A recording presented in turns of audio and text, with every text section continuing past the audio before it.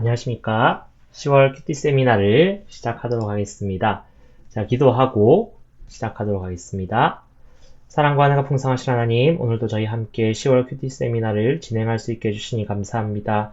하나님, 저희가 호세아 말씀과 또 갈라디아서 말씀을 읽을 때에 우리를 향하신 하나님의 뜻을 더욱더 명확하게 알아갈 수 있는 귀한 큐티 시간이 될 수 있게 하여 주시고, 또 오늘 세미나 시간을 통해서 그 말씀들을 미리 연구하고 묵상할 때에 우리 삶에 말씀이 더 명확해지며 하나님의 일들을 더 명확하게 알 수 있는 계기가 될 수 있도록 주님께서 인도하여 주시옵소서. 감사합니다. 예수님 이름으로 기도드립니다.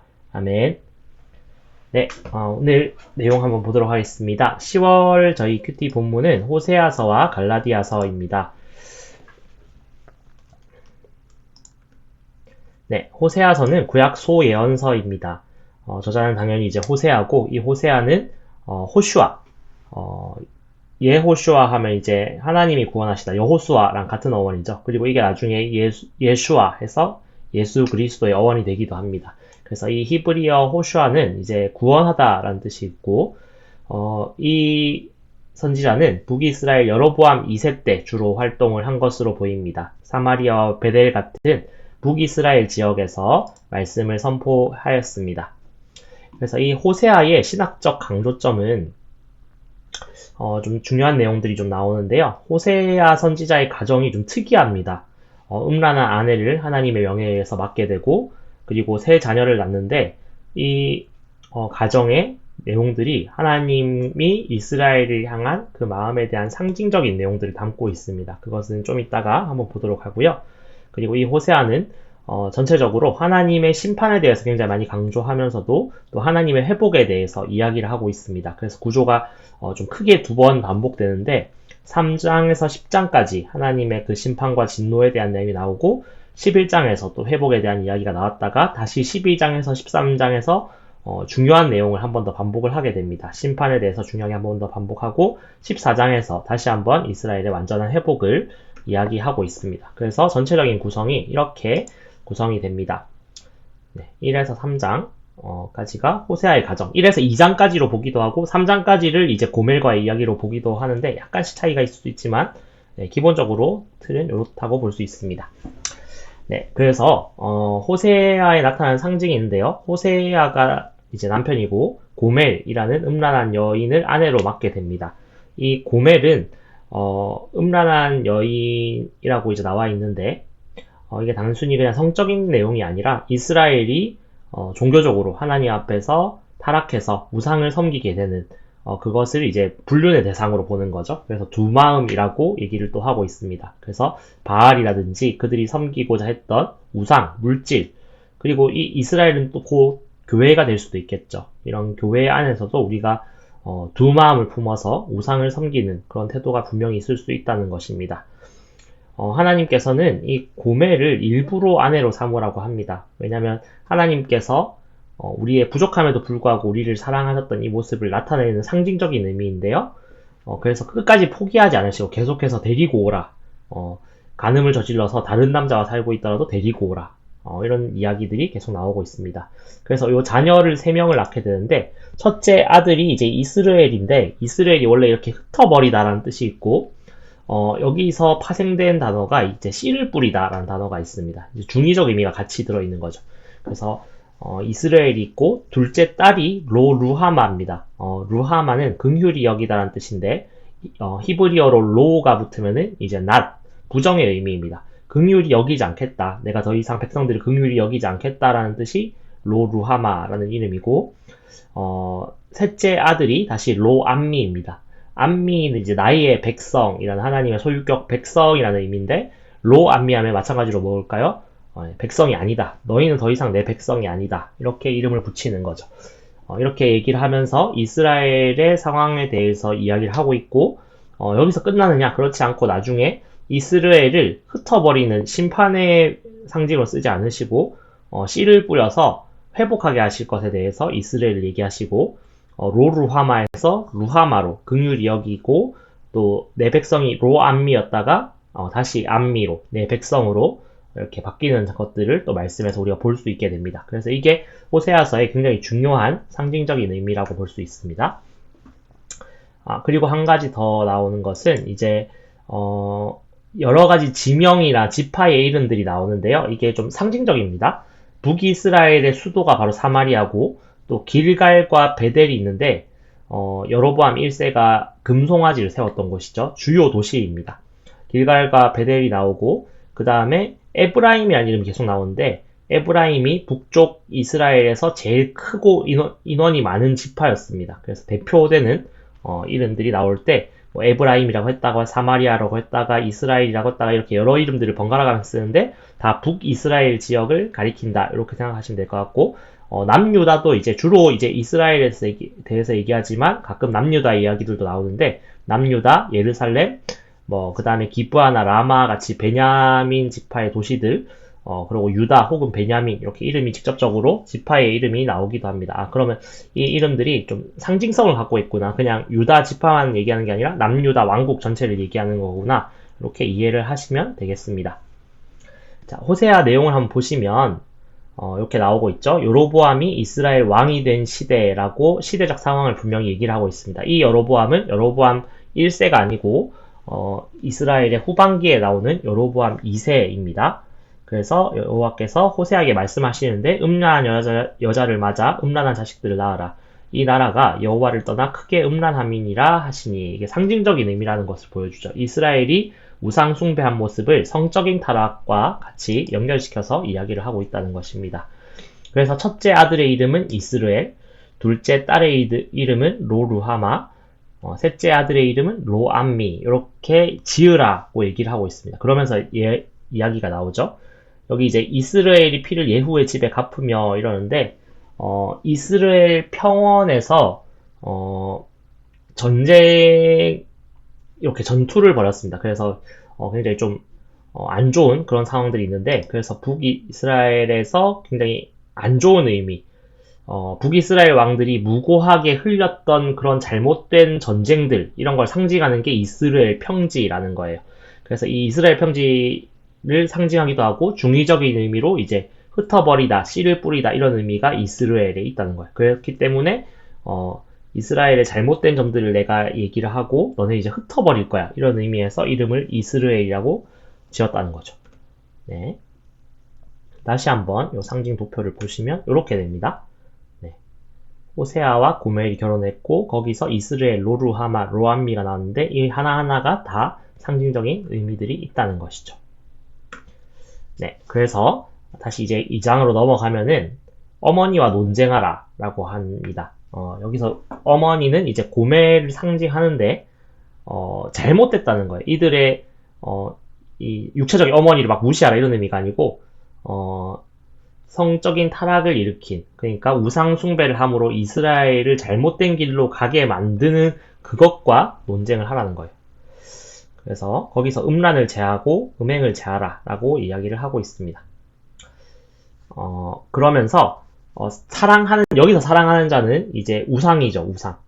우상이고, 또 그들이 쫓고자 하는 어떤 권력, 명예, 그리고 막 쫓고 싶었던 그런 제국의 논리, 이런 것들입니다. 아수르를 막 쫓아서 따라하고 싶고, 그 다음에 바알을 섬기는 가나안 족속의 그런 제사 제도가 좋아 보이니까 막 따라하고, 그렇게 하는 것이 이 고멜이 택했던 우상 숭배, 그러니까 일종의 간음, 음행이라는 것이죠. 그거를 이제 버리라는 거예요. 그래서 내가 본 남편, 이제 하나님께로 돌아가야 된다. 그 얘기를 지금 여기서 하고 있습니다. 그러면서 하나님께서 말씀하시죠. 곡식과 새 포도주와 이스라엘에게 베풀어준 이 모든 복이 사실은 내가 준 건데 바알을 위해서 쓰고 있다. 이렇게 이야기를 하고 있습니다. 그래서 여호와께서 이르시되 그날에 네가 나를 내 남편이라 일컫고 다시는 내 바알이라 일컫지 아니하리라 라고 하는데요. 이건 좀 언어의 의미를 알면 이해가 편합니다. 바알이라는 그 우상의 이름이 원래 남편이라는 뜻이 있는 단어입니다. 이건 이제 히브리어가 아니고 지금 여기 16절에서 처음 나온 남편은 이제 히브리어로는 이게 이쉬라고 해서 남성 이런 의미가 있습니다. 그래서 근데 바알도 원래 의미가 남편이라는 의미가 있는 외국어라는 거죠. 그러니까 더 이상 바알이라고 부르지 않고 진짜 내 남편 하나님을 찾겠다 이런 의미가 있는 것이죠. 그래서 내가 바알들의 이름을 그 입에서 제거하여 버리겠다. 이렇게 얘기를 하고 있는 겁니다. 진실함으로 내게 장가 들리니 네가 여호와를 알리라. 아멘. 이 말씀이 계속 나오고 있는데요. 하나님을 알다. 요게 이제 지식이라는 단어로 나중에도 계속 나옵니다. 하나님을 아는 것, 이제 지식. 이걸 이제 히브리어 야다라고 하는데, 뭐 많이 들어보셨을 것 같아요. 많이 들어보셨을 것 같은데 이 야다는 알다라는 의미가 있습니다.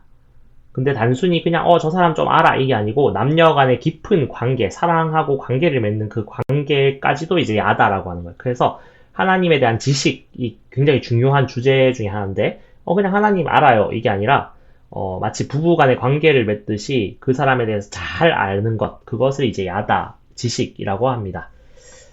자, 그런 차원에서 자, 이제 그 이스라엘의 다른 의미가 나오죠. 이것들을 이스라엘에 응답하리라. 이제는 씨를 뿌려서 나게 하는 긍정적인 의미. 이제 이스라엘을 내가 응답하겠다라고 얘기하고 있고, 뒤에 보면 긍휼히 여길 것이다. 원래 이제 로루하마에서 긍휼히 여기지 않을 거라 했는데 이제 내가 다시 긍휼히 여길 것이고, 로암미 이제 내 백성이 아니다라고 하려는데 이제는 너는 내 백성이라 하고 이제 그 이스라엘이 다시 주는 내 하나님이시다라고 하면서 회복에 대해서 좀 전제를 하고 있다는 겁니다. 자, 이제부터 호세아는 요 내용의 계속 반복이에요. 요 내용의 틀로 계속 보시면 되고, 이게 아마도 호세아가 한 편의 설교가 아니라 호세아가 일생 동안 했던 여러 편의 설교들, 주제는 계속 동일한 거죠. 너네 그래서 그렇게 하면 안 돼. 우상 숭배하고 간음하지 말고 음행하지 마. 그러고 하나님께 돌아와서 회개하고 하나님을 주로 섬겨라고 했던 이 여러 편의 설교들이 이제 하나로 모아진 거기 때문에 계속 이 주제의 반복이라고 볼 수 있습니다.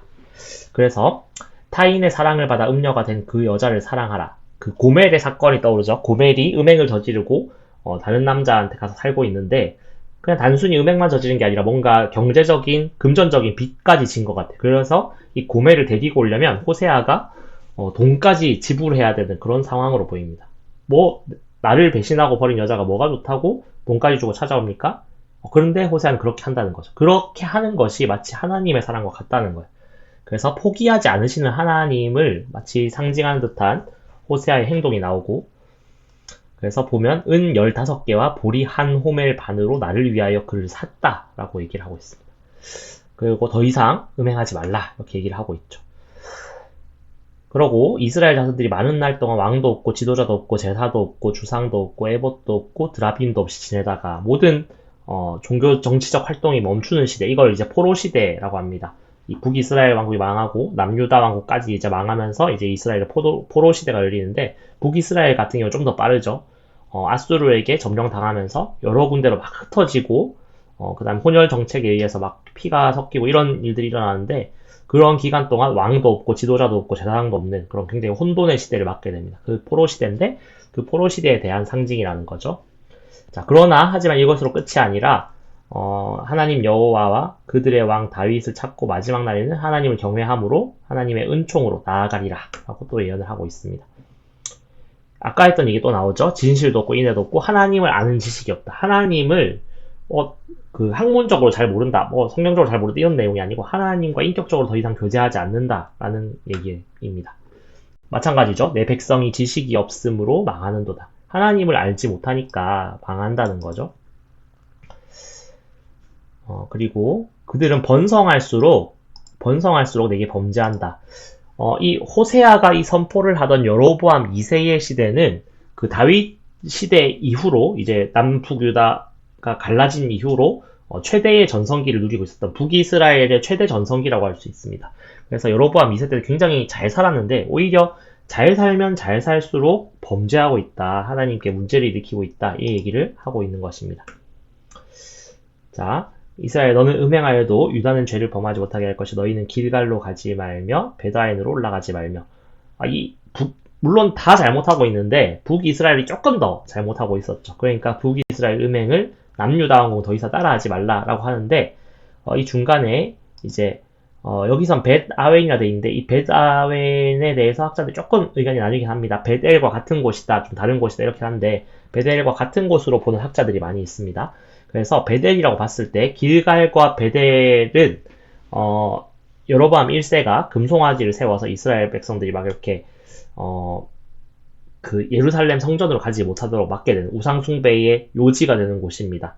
그리고 이 길갈과 베델은 사실 이스라엘의 종교사적으로도 굉장히 중요한 위치에 있는 곳입니다. 길갈은 이제 여호수아가 이제 요단강을 건너와서 이제 이스라엘 지역에 대해서 점령을 시작하면서 하나님께 언약의 상징으로 이렇게 12지파를 대신하는 돌을 놓고 제단을 세운 곳이고, 베델은 또 어디입니까? 야곱이 하나님을 이제 인격적으로 만나고 그곳에 제단을 쌓았던 곳. 그러니까 이스라엘과 함께 하시는 하나님의 어떤 역사가 있는 곳인데, 그곳에 이제 우상을 세웠던 것이죠. 그래서 길갈과 베델에서 우상을 세웠는데 그 우상의 길로 가지 말라는 거예요. 그리고 너희가 기브아에서 뿔라파를 불며 라마에서 나파를 불며 베다웬에서 외치기를 베냐민아 네 뒤를 쫓는다 할지어다. 요 지도를 보시면 요 지역들은 이스라엘에 속한 지역이긴 한데 그 남유다 왕국과 굉장히 가까운 곳입니다. 그래서 이 지역에 나파를 분다는 것은 전쟁 경고의 소리거든요. 나파를 불고 이제 북이스라엘 망하게 생겼으니까 남유다 왕국도 조심해라. 약간 요런 메시지로 이해를 하면 될 것 같습니다. 자, 호세아 6장이 굉장히 오해를 많이 받는 장입니다. 하나님께 돌아가는 건 맞죠. 오라 우리가 여호와께로 돌아가자. 이러니까 굉장히 좋은 구절처럼 보이잖아요. 그런데 이게 4절을 문맥적으로 보면 4절을 이제 하나님이 말씀하시는 장면, 1절에서 3절은 이스라엘이 얘기하는 장면인데, 오라 우리가 여호와께로 돌아가자라고 하는 장면 뒤에 하나님께 돌아가자, 회개합시다 했으면 하나님이 너네가 회개했구나, 내가 너네를 받아주겠다, 용서하겠다 이렇게 나와야 정상인데, 그렇지 않고 4절에 보면 에브라임아 내가 내게 어떻게 하랴, 어떻게 해줄까, 너네는 안 되겠다 이 얘기를 하고 있거든요. 이게 뭐냐면은 1절, 3절이 제대로 된 회개의 구절이 사실은 아니라는 거예요. 뭐 내용만 보면 그럴싸한데 하나님 우리 하나님 선택된 백성이니까 지금 좀 상황이 어려운데 우리 용서해 주십시오 하고 대충 얘기하는 것 같은 이제 문맥이라는 거죠. 그렇기 때문에 하나님이 이 회개를 거절하시는 거죠. 네, 그래서 사실은 좀 부정적으로 볼 수 있는 장면인데, 요걸 가지고 조금 좋은 구절로 이제 오해를 해서 쓰시는 경우가 간혹 있는데, 뭐 사실 틀린 말은 아닙니다. 돌아가자 이게 잘못된 말은 아닌데, 근데 문맥상 봤을 때는 조금 반대로 해석해야 되지 않나, 이렇게 이해를 할 수 있습니다. 그리고 하나님께서 정말 원하시는 것은 제사가 아니라는 거죠. 그냥 형식이 아니라는 겁니다. 이 당시 이스라엘도 계속 제사 지냈습니다. 하나님께 제사 지내면서 또 바알도 섬기고 다른 신도 섬기고 이렇게 하니까 하나님이 두 마음을 품었다, 그것을 음행이다, 이렇게 호세아를 통해서 이야기한다는 거죠. 그래서 더 이상 제사를 원하는 것이 아니라, 번제를 지내는 것이 아니라 하나님을 아는 것을 원한다. 하나님 아는 지식, 야다 계속 얘기했죠. 하나님과 인격적인 관계를 원하시는 거죠. 그러고 이 인격적인 관계는 막 두 마음 품고 막 이렇게 양다리 걸치는 것이 아니라 하나님 한 분만을 바르게 섬기고 하나님만을 나의 남편으로 삼는 것인데, 그렇게 하지 않고 있다는 것이죠. 아담처럼 언약을, 창세기에 나오는 그 아담이 하나님을 배신했던 것처럼 똑같이 나를 반역했고, 그 다음에 길르앗이라고 이야기가 나오는데, 여기 길르앗 제가 지도를 첨부했습니다. 북이스라엘 왕국의 이제 므낫세 지파 중에서도 제일 유력한 가문이 길르앗이었어요. 그래서 뭐 길르앗, 야베스 뭐 이런 중요한 지명들이 나오는데, 제법 큰 영토를 좀 가지고 있었고 기업을 가지고 있었던 그런 가문입니다. 그래서 그 길르앗도 잘못하고 있다 이 얘기가 나오고 있습니다. 상징적인 이름들이죠. 그래서 에브라임의 죄와 사마리아의 악이 드러나고 있다 이 얘기를 하고 있고, 이런 되게 단순한 이미지들도 쓰고 있어요. 달궈진 화덕에 있는 떡 같은데, 에브라임이 뭐냐면은 뒤집지 않은 전병. 이거 무슨 얘기일까요? 파전을 굽는데, 비슷하니까 그렇게 예를 들겠습니다. 파전을 굽는데 한 면만 계속 굽고 뜨거운 화덕에서 계속 굽고 있다, 뜨거운 프라이팬에서 계속 굽고 있다. 어떻게 될까요? 타겠죠. 근데 그 타고 있는 것도 모르고 뒤집지도 않고 있는 이 다가오고 있는 심판에 대해서도 무지한 이스라엘의 영적인 상태를 이야기하고 있다는 거예요. 타고 있다는 거죠, 이미. 자, 그리고 호세아 8장, 나팔을 입에 대라. 아까 나팔 나왔었죠? 전쟁 경고의 신호입니다. 적들이 나타났다, 이런 뿌 하면서 이렇게 막 영화에 나오는데, 그런 것처럼, 너네 지금 심각하다, 너네 지금 위기가 닥쳤다, 너네 곧 심판할 거야, 이 얘기를 하고 있는 겁니다. 이스라엘이 이미 선을 버렸으니 원수가 그를 따를 것이라. 이스라엘이 왕들을 또 세웠는데, 내게서 난 것도 아니고 지도자들 세웠는데 그 사람 나는 모르겠다, 내 알빵가? 요런 요즘 표현이 있죠. 하나님이 마치 그렇게 대우를 하신다는 거죠. 아까 로암미 나왔죠. 너희 더 이상 내 백성이 아니다. 굉장히 무서운 하나님의 심판입니다. 네, 부모님이 나를 모른 척 할 정도로 내가 뭔가 잘못했다. 너무 무서운 상황인 거죠. 네. 자, 사마리아여 이 송아지는 버려졌느니라. 이 송아지는 그 금송아지입니다. 북이스라엘에서 세웠던 여로보암 왕이 세웠던 우상 숭배의 상징 같은 존재가 송아지죠. 그리고 이 송아지는 장인이 만들었고 그 참신이 아니고 사람 손으로 만들어 놓고 니네가 신으로 따르고 있는 거다라고 얘기를 하고 있습니다. 그리고 이스라엘은 이제 이미 삼켜졌고 홀로 떨어진 들나귀처럼 아수르로 갈 것이다. 아수르에 나중에 굉장히 많이 잡혀가기도 하고 이렇게 흩어지기도 합니다. 그래서 이스라엘이 망할 것에 대한 심판의 징조죠. 자, 그리고 기브아 시대라고 하면은 사사시대의 그 레위인 사건을 기억하실지 모르겠는데요. 레위인이 기브아에 갔다가 그 기브아에서 막 첩이 강간당하고 그것 때문에 베냐민 지파와 나머지 11지파가 전쟁이 일어나게 되는 계기가 이 기브아 시대인데 그 성적으로도 굉장히 타락했고 종교적으로도 타락했던 그 기브아의 시대와 같이 지금 이스라엘이 타락했고 또 바알부올 사건도 마찬가지인데요. 모세와 이스라엘이 이제 가나안에 들어가기 직전 부올산에 있을 때 발람이라는 선지자를 발락이라는 왕이 데리고 와서 이스라엘 저주해달라고 했는데 저주는 하지 않지만 이스라엘이 음행에 빠지게 하는 그런 사건을 이렇게 일으키죠. 그러면서 이스라엘이 이 음행 사건에 대한 심판으로 24,000명이 죽게 되는 그런 좀 끔찍한 사건이 일어나는데 그때도 마찬가지로 하나님을 따르지 않고 이방의 여인 사제들과 함께 음행을 저질렀던 남자들이 있었습니다. 그래서 그런 것에 대한 심판을 받았는데 너네도 지금 그렇게 될 거야 라고 하는 경고입니다. 그래서 에브라임은 아름다운 곳에 심긴 두로와 같다라고 하는데 두로는 이 당시에 이제 굉장히 잘 나가는 화려한 도시 또 교역으로 인해서 부를 축적한 도시인데 보기에는 굉장히 잘 사는 것 같습니다. 하지만 이 바알 신앙이 바로 이쪽 지역에서 왔습니다. 그러니까 음행과 우상 숭배가 가득한 곳이었죠. 그런 곳처럼 지금 심각한 상태다라는 얘기를 하고 있는 것이죠. 그리고 똑같은 얘기 계속하죠. 그 땅이 번영할수록 주상, 이제 우상을 이렇게 부어서 만든 신상을 주상이라고 하는데 우상을 섬기고 있다 이 얘기죠. 그리고 그들이 두 마음을 품었다 같은 얘기를 하고 있습니다. 이제 좀 이 호세아를 읽는 법 이제 익숙해지시죠. 상징적인 언어를 잘 이해하셔야 됩니다. 사마리아는 북이스라엘 수도, 그다음 베다에는 아마도 베델에 세워진 송아지 신상, 이런 것들을 이제 바로 이해를 하시면 되겠습니다. 그리고 아수르에게 나중에 곧 망합니다. 지금은 이제 아수르를 여로보암 2세 시대까지는 아수르와 이렇게 관계를 잘 유지를 하다가 나중에 후대에 아수르에게 멸망당하죠. 그래서 야렙 왕이 실존 인물의 이름인지 아니면 그냥 단순히 아수르 왕을 지칭하는 이름인지 잘 모르겠지만 나중에 너네가 부를 막 이렇게 이뤄가지고 금송아지 만들고 화려하게 만들지만 그거 다 아수르에게 뺏길 거다 이 얘기를 하고 있는 거예요. 그리고 아웬은 아마도 벳아웬, 벳엘 같은 의미로 보고 있습니다. 그래서 그 산당이 파괴되어 이제 그것도 끝날 것이다. 너네의 우상숭배도 끝날 것이다. 이 얘기를 하는 거죠. 자, 그러면서 하나님이 말씀하시는 것을 자기를 위하여 공의를 심고 인애를 거두라. 너희 묵은 땅을 기경하라. 이 묵은 땅을 기경한다는 건 뭡니까? 그 밭을 오랫동안 안 쓰면 밭이 막 딱딱하게 굳습니다. 그거를 다시 곡식을 심고 키우려면 갈아내야 된다는 거예요. 땅이 곡식이 성장할 수 있도록 부드러운 땅으로 갈아내야 되는데 그것과 마찬가지로 하나님을 모르고 하나님을 계속해서 떠나 있었던 우리의 마음밭을 새롭게 해서 한마디로 회개하라 이거죠. 회개해서 하나님의 말씀 우리 가운데 심겨질 수 있도록 기경하라 이 얘기를 하고 계시는 겁니다. 네, 11장으로 가서 하나님이 이제 좀 다른 이미지를 잠깐 사용하십니다. 그 3장에서 10장 혹은 4장에서 10장까지로 보기도 하는데 그 심판의 메시지를 쭉 말씀하신 뒤에 11장에서 회복의 메시지를 얘기를 하시는데요. 그 초반부는 잠깐 이제 과거의 이야기를 이렇게 좀 회상하듯이 얘기하는데 내 아들을 애굽에서 불러냈다. 이스라엘의 출애굽 사건을 생각하시면서 하나님은 본인을 이제 아버지로 묘사하고 계시는 거죠. 이스라엘은 잘못된 아들, 불효자의 이미지를 쓰고 있죠. 선지자들이 그들을 부를수록 그들은 점점 멀리하고 바알들에게 제사하며 아로 새긴 우상 앞에서 분향했다. 그리고 에브라임, 이스라엘의 제일 큰 지파라고 했습니다. 이스라엘을 상징하는 거죠. 걸음을 가르치고 내 팔로 이렇게 안았는데 내가 그들을 고치는 줄을 그들은 알지 못했다. 내가 이렇게 사랑해줬는데 그들이 나의 사랑을 무시했다. 이 얘기인 거죠. 그러고 하나님 이래 놓고 이제 진짜 안 되겠으니까 불같이 심판하겠다라고 할 줄 알았는데 11장에 좀 반전이 나옵니다.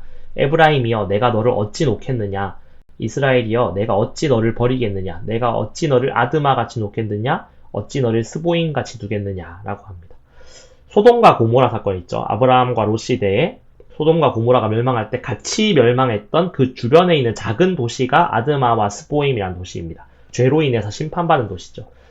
하나님이 그런데 내가 어떻게, 너네가 정말 잘못했지만 이스라엘 너네를 어떻게 심판하겠냐 라고 하는 그 불효자를 둔 아버지의 마음을 보여주는 거예요. 진짜 막 때려서 막 이렇게 패가지고 이렇게 뭐 한마디로 속된 말로 뭐 죽이고 싶다라고 하지만 자녀를 그렇게 하는 부모는 잘 없죠.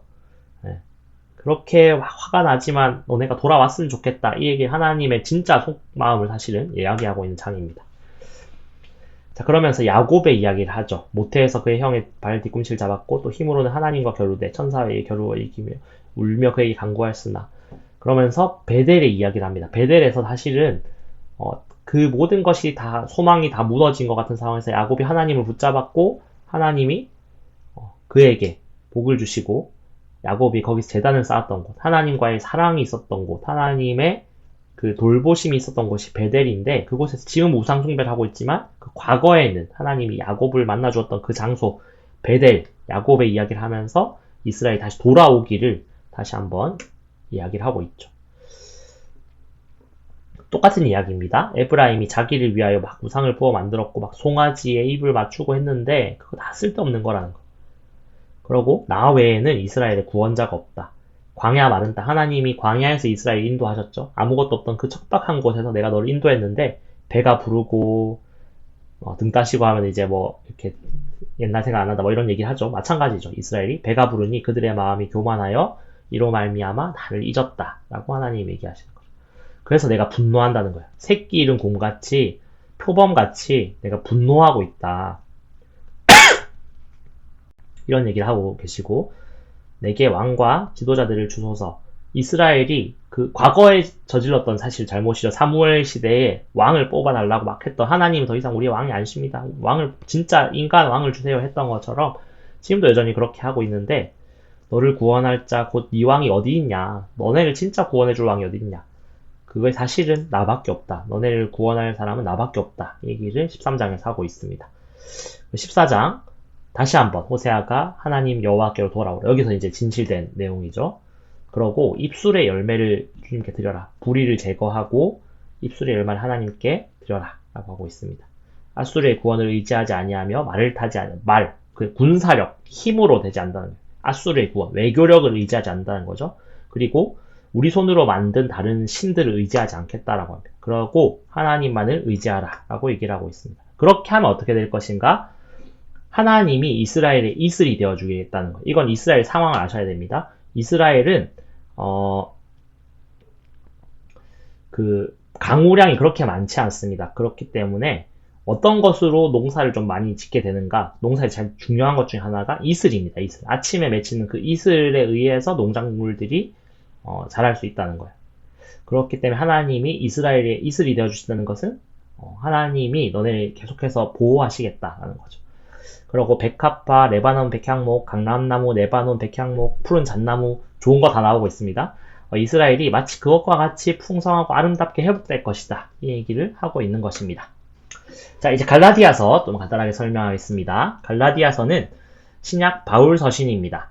그리고 제목이 갈라디아서인데 조금 이따 얘기하겠지만, 이제 갈라디아서는 사실 그 신약의 다른 서신서들과 달리 좀 한 도시가 아니고 좀 넓은 지역을 얘기합니다. 좀 갈라디아서가 특이한데요. 요 갈라디아는 조금 이따 보겠습니다. 저자는 사도 바울이고요. 1장 1절, 5장 2절에 보면 내가 쓰고 있다, 사도 바울이 쓰고 있다라고 직접 얘기를 하고 있고, 다른 바울들의 서신들과 굉장히 일치하고 있고, 초대 교부, 특히 유세비우스가 이건 바울의 서신이다 라고 인정을 하고 있습니다. 자, 여기 보시면 갈라디아 경계가 보이실지 모르겠는데요. 좀 특이한 지역이 갈라디아. 여기 전체가 지금의 터키, 튀르키예 지역인데요. 요 갈라디아가 이렇게 길쭉하게 생겼습니다. 길쭉하게 생겼고, 원래는 이제 옛날에는 북쪽 갈라디아 요 지역을 보통은 이제 갈라디아라고 많이 불렀습니다. 통속적으로 갈라디아라고 많이 불렀는데 사실 행정구역상의 갈라디아는 이쪽 남쪽까지 다 합쳐서 갈라디아로 돼 있다는 거예요. 그래서 옛날에는 좀 더 엄밀하게 이렇게 사람들이 통속적으로 부르는 북갈라디아 쪽이 에 보내는 편지 아닐까로 추정을 했는데 그게 아니고 사도행전에서 많이 나오는 부르기아 그 다음에 비시디아 안디옥 그 다음에 이고니온 루스드라 더베 이런 지역이 사실은 바울이 얘기하고 있는 갈라디아다. 갈라디아 사람들이 얘기하는 갈라디아. 자, 요렇게 지금 좀 설이 갈리고 있습니다. 조금 볼게요. 그래서 여기서 남쪽 갈라디아서를 지칭하는 거다 하는 게 약간 새로운 견해입니다. 새로운 견해고 그렇다면 좀 상황이 달라지는데요. 이 남쪽으로 루스드라 더베 이쪽 지역으로 갔던 것은 1차 전도 여행이기 때문에 굉장히 이른 시기에 세워진 교회들을 얘기하고 있는 거다라고 하는 거예요. 그래서 로마 행정구역상 남쪽 갈라디아까지 원래 갈라디아로 인정을 하기 때문에 그곳으로 보는 게 맞다라고 하는 거죠. 그렇게 보면 사도행전은 북쪽 지역 갈라디아에서 전도하거나 교회 개척했다는 언급이 잘 없고 그냥 쑥 지나갔다 이렇게 얘기하고 있다는 거예요. 그리고 1장 6절에 보면 복음이 빠르게 변질됐다. 다른 복음을 믿고 있는 거에 대해서 너무 이상하다. 간지 얼마 안 됐는데 내가 얼마나 최근에 뭐 이걸 말씀을 전하고 갔는데 너네 이렇게 벌써 다른 복음을 믿고 있냐 이렇게 하는 게 굉장히 자연스럽게 이해된다는 거예요. 자, 근데 북갈라디아설이 원래 전통적 견해입니다. 근데 그만큼 뭐 나름의 이유들이 있어요.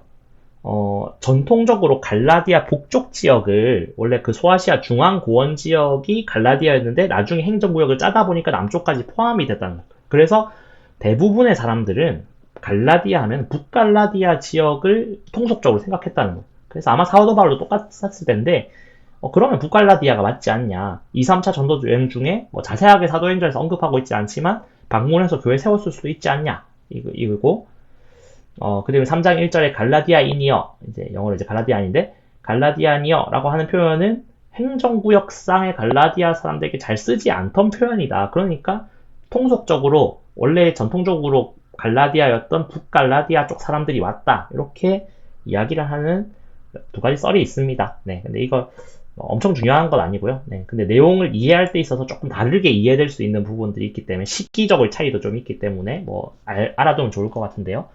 네, 이렇게 있습니다. 그래서 갈라디아는 한 도시 이름이 아니라는 것만 조금 이해하시면 좋을 것 같아요. 그 갈라디아 지역에 있는, 그러니까 우리 경상도로 치면은 뭐 진주, 부산 뭐 이렇게 작은 도시들이 있고 그 전체를 뭐 이렇게 경상도라고 하는 것처럼 갈라디아는 이 경상도에 해당하는 지역 이름입니다. 네, 근데 다른 뭐 로마서, 그 다음에 뭐 고린도 전후서 이런 거는 도시죠. 고린도는 도시, 로마도 도시. 뭐 이런 식인데 골로새도 도시, 근데 갈라디아는 지역 이름이다. 그 부분이 좀 특이하다는 걸 아시면 좋을 것 같습니다. 자, 그래서 역사적 배경은 이 갈라디아 지역에 있는 한 교회인지 여러 교회인지 알 수 없지만 이 지역에 율법주의자, 거짓 교사들이 등장을 해가지고 너네 율법을 따라야 된다. 예수님도 믿지만 율법도 지켜야 뭐 할례도 받아야 구원을 받는다. 이 얘기가 나왔다는 거예요. 그래서 근데 사도 바울은 그렇지 않고 그리스도 안에서의 참된 자유를 우리는 누리고 있다. 누려야 한다. 라고 얘기를 하고 있습니다. 그래서 율법으로부터 벗어난 우리의 형식으로부터 벗어나서 예수 그리스도를 믿음으로 구원을 받는다는 그리스도 안에서의 참된 자유를 이야기하고 있기 때문에 갈라디아서의 별명이 자유의 서신, 뭐 자유의 대원장, 그리고 로마서랑 내용이 좀 굉장히 유사하고 로마서는 좀 더 이제 상세하게 서술하고 있는데 비해서 갈라디아서는 굉장히 로마서 핵심 내용만 딱 이렇게 요약해놨기 때문에 소로마서라고도 불립니다. 자, 그래서 1장에 보면 이 배경이 나오고 있죠. 사도된 바울이 갈라디아 여러 교회들에 라고 나오고 있습니다. 그래서 이 갈라디아는 지역입니다. 한 도시가 아니에요. 그리스도의 은혜로 너희를 부르신 이를 이같이 속히 떠나 다른 복음을 따르는 것을 내가 이상하게 여긴다. 이 다른 복음은 무엇이냐? 예수님도 믿지만 율법까지 우리가 잘 지켜야 구원받는다라고 하는 다른 복음을 이야기하는 것으로 보입니다. 이 내용이 조금 더 뒤에서 자세하게 나오고 있는데요. 그리고 1장에는 사도 바울이 예수님을 믿게 된 계기와 어떻게 사도가 됐는지에 대해서 좀 내용을 자세하게 다루고 있습니다. 내가 이전에 유대교회에 있었을 때 하나님의 교회를 심히 박해했다 얘기가 나오면서 그런데 하나님이 나를 갑자기 불러주셔서 사도가 되게 하셨다라는 거예요. 나보다 먼저 사도된 자들을 만나려고 예루살렘을 가지 않고 사도들하고 가서 뭔가 예수님에 대한 내용을 내가 듣고 알았다기보다 아라비아로 갔다가 또 다메섹으로 가서 3년간의 어떤 좀 훈련과 기도의 기간이 있었다는 것을 좀 암시하고 있습니다. 그러고 베드로를 만나려고 예루살렘에 갔는데 15일이 있는 동안 주의 형제 야고보, 예수님의 동생 야고보를 의미합니다. 야고보 말고 다른 사도들을 못 만났다. 전도하면서 이렇게 바빠서 못 만난 것 같아요. 그러면서 사도 바울이 내가 이 사람들하고 이렇게 말을 맞춰서 예수님에 대해서 아는 게 아니라 하나님께서 나에게 알려줬다. 이걸 좀 강조하고 싶었던 것 같아요. 그러면서 내가 수리아와 길리기아 지방에 있으면서 유대 교회들이 나를 얼굴로도 잘 몰랐는데 이런 얘기 왜 하느냐? 내가 예전에 너네를 박해했었는데 그리스도인들을 박해했었는데 지금은 믿는 다음을 통해서 오히려 하나님께 영광을 돌리고 있다. 아마도 사도 바울에 대한 공격이 있었던 것 같아요. 메시지를 공격 못하면 메신저로 공격하라 이런 격언이 있죠. 그런 것처럼 아마도 거짓 교사들이 사람들을 선동하기 위해서 저 사람은 사도의 자격이 없는 사람이다 이렇게 얘기를 하니까 사도 바울이 아니다. 난 하나님이 나를 직접 불러주신 난 사도다. 이걸 변호하기 위해서 이런 내용을 간증을 한 것 같습니다. 자, 그러고 이제 2장에서 중요한 내용들이 이제 시작이 되는데요. 내가 이방 가운데서 전파하는 복음을 예루살렘에 있는 사람들에게 얘기를 했더니 그게 틀린 게 같은 내용이다라는 것을 사도들이 증명해줬다는 거예요. 가만히 들어온 거짓 천형제들, 갈라디아에서야 마찬가지로 예수님을 믿는 것뿐만 아니라 율법을 지키는 것도 필요하다라고 말했던 거짓 교사들이 그리스도 안에서 우리가 가진 자유를 빼앗으려고 했다라고 설명을 하고 있습니다. 예수님으로 인한 자유가 아니라 율법으로 인한 형식주의로 가려고 했던 것들을 사도 바울이 경계했다는 거죠. 내가 무할례자에게, 그러니까 이방인들이죠. 할례를 받지 않은 이방인들에게 복음을 전하였고 베드로는 할례자에게 전했는데 그게 같았다. 사도들한테 분명히 내용적으로도 검증이 됐다. 그렇게 하면서 베드로는 할례자의 사도로 유대인들에게 복음을 전했고 사도 바울은 이방인의 사도가 되었다. 이렇게 내가 사도가 됐다. 이 얘기를 하고 있습니다. 그러면서 한 가지 또 스토리 소개하는데 베드로죠. 베드로가 안디옥에 있을 때 이방인들하고 식사를 하는 게 원래는 율법상 안 돼요. 근데 그렇게 했다는 거죠. 근데 그렇게 할 수 있죠. 그리스도인으로서 이제 복음을 전하기 위해서 이방인들하고 식사도 할 수 있는데 또 다른 유대인들이 오니까 내가 책망받을까봐 찔려가지고 율법적으로 정죄받을까봐 찔려서 그 자리를 도망간 것을 보고 사도 바울이 비난했다는 거예요. 그런 식으로 율법에 얽매여서 살지 마라 이런 식으로 이제 비방을 했다는 거죠. 자, 그러면서 이제 갈라디아의 핵심적인 내용, 이제 거의 비슷한 내용들이 계속 반복됩니다. 율법의 행위가 아니라 오직 예수 그리스도를 믿는 믿음으로 구원을 받는다. 믿음으로 의롭다함을 받는다. 이제 이 내용만 거의 계속 나온다고 보시면 될 것 같습니다. 그런즉 내가 예수님과 십자가에 못 박혔는데 그런즉 내가 사는 것이 아니고 예수 그리스도께서 사시는 것이다. 하나님의 아들을 믿는 믿음에서 사는 것이다. 이 장에서 계속 나오고요. 다시 한번 갈라디아 사람들을 약간은 이제 비난하는 어조로 얘기합니다. 어리석도다. 도대체 왜 그런 잘못된 것에 속아 넘어가느냐. 너희가 성령을 받은 것이 율법의 행위가 아니고 믿음이다. 이 얘기를 하고 있는 것이죠. 그러면서 계속 또 마찬가지로 강조하는 것은 성령입니다. 아브라함이 하나님을 믿음에 그것을 그에게 의로 정의하셨다. 아브라함이라는 혈통 때문에 된 거냐? 그게 아니라 아브라함의 믿음을 보고 하나님은 아브라함을 선택하신 거다. 그러니까 믿음이 먼저다라는, 혈통보다 믿음이 먼저다라는 것을 얘기하고 있고, 그러면서 이는 믿음으로 살리라. 하박국의 말씀을 이제 인용해서 나오고 있습니다. 그러고 나무에 달린 자마다 저주 아래에 있다. 이게 이제 원래는 신명기 21장 22절 23절의 내용인데 예수님이 십자가에 달리신 것이 나무에 달렸다. 이게 원래는 저주받을 행동인데 예수님이 율법에서 저주받을 행동을 대신함으로써 우리는 그 저주를 받지 아니하고 우리는 율법에서 오히려 자유하게 돼서 하나님 우리를 구원하셨다. 이거를 좀 복잡하지만 인용을 통해서 설명을 하고 있습니다. 이는 그리스도 예수 안에서 아브라함의 복이 이방인에게 미치게 하고 또 우리로 하여금 믿음으로 말미암아 성령의 약속을 아브라함에게 주신 것이다. 여기를 하고 있습니다. 자, 그리고 죄송합니다. 네. 아브라함의 그 믿음이 그 율법에 나중에 이제 모세 때 율법을 받죠. 그 율법을 받게 되는 430년 후에 있는 일보다 먼저다라는 거예요. 믿음이 더 먼저다라고 계속 강조를 하고 있습니다. 근데 그러면 율법은 뭐 잘못된 거냐? 그게 아니다. 율법이 있기 때문에 죄가 죄인 줄 알고 예수님이 오기 전까지 우리가 죄인이라는 것을 알게 해주는, 무엇이 의고 무엇이 죄인지 알게 해주는 초등교사 같은 역할인데, 근데 그럼에도 불구하고 예수님이 왔으면 이제 이 역할은 끝났다는 거예요. 그러면서 갈라디아 3장에 유명한 구절이 있죠. 유대인이나 헬라인이나 종이나 자유인이나 남자나 여자나 다 그리스도 예수 안에서 하나다. 그렇기 때문에 우리는 예수 안에서 자유한다 라는 거죠. 자, 유업을 잃을 자. 굉장히 큰 부유한 사람이 있고 그 부유한 사람의 유업을 잃은 아들이 있더라도 이 사람이 성인이 될 때까지는 후견인과 청지기가 막 교육을 한다는 거예요. 그때까지는 아들이 자기 권리를 마음대로 행사할 수 없어요. 그런데 이 사람이 성인이 되고 나면 권리를 행사할 수 있게 돼요. 그것과 마찬가지라는 거죠. 우리가 예수님이 오기 전까지는 율법에서 자유할 수 없었는데 이제 예수님이 오고 나니까 우리는 자유할 수 있게 됐다는 거예요. 천박한 초등학문으로 돌아가서 다시 그들에게 종로를 하려 하느냐. 그거 옛날 거다. 이제 지나갔다는 거예요. 왜 절기와 해를 지키고 막 여러 가지 율법을 그대로 지키고 할례를 받고 그렇게 하려고 하느냐. 그건 지나갔다는 거예요. 그러면서 사도 바울이 좀 갑갑해 합니다. 내가 이 바른 걸 얘기하고 있어 오히려 나를 무시하고 나를 미워하느냐. 그렇지 않다. 난 너네를 사랑하고 내 언성을 높이는 것은 너네를 참된 길로, 바른 길로 인도하기 위해서다. 이 얘기를 하고 있어요. 자, 그러면서 한 가지 예를 들죠. 아브라함에게 두 아들이 있었는데 이삭과 이스마엘이 있죠. 하갈에게서 낳은 이스마엘이 있고 사라에게서 낳은 이삭이 있는데 그걸 예루살렘과 또 시내산으로도 비교하는, 시내산이 이제 율법을 받은 곳이고 예루살렘은 예수님이 사역하셨던 곳이죠. 그래서 우리는 사라의 자녀다. 사라의 후예다. 근데 이게 단순히 어떤 혈통적인 의미가 아니고 자유자에게서 났다는 거예요. 여종이 아니라 자유자에게서 났다. 이 이미지를 또 채택을 하면서 더 긍정적으로 사람들이 반응할 수 있도록 해줍니다.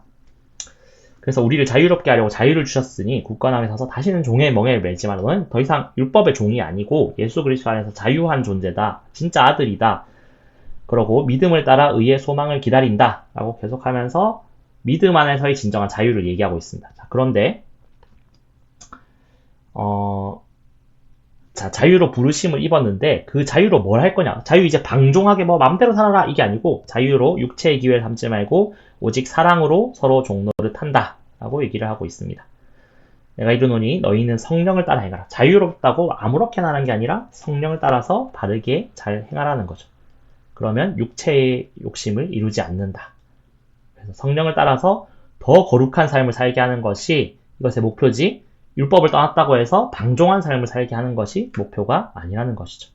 그래서 육체의 일을 얘기합니다. 음행, 더러운 것, 호색, 우상숭배, 주술, 원수 맺는 것, 분쟁, 시기, 분냄, 당짓는 것, 분열, 이단, 투기, 술취함, 방탕함 이런 것들은 이제 버리고 성령의 열매를 택하라는 거죠. 사랑, 희락, 화평, 오래 참음, 자비, 양선, 충성, 온유, 절제 이 9가지 성령의 열매를 맺으라는 건데 이 열매는 뭐 자주 들어보셨겠지만 복수가 아니라 단수입니다. 뭐 하나만 취사 선택해야지 이게 아니라 이 충만한 것들을 예수 그리스도 안에서 자유로 오히려 누리고 성령과 함께 이거를 동행한다는 거죠. 그래서 예수의 사람들은 육체와 함께 정욕과 탐심을 십자가에 못 박았다. 그게 진짜 자유다. 이 얘기를 하는 거예요.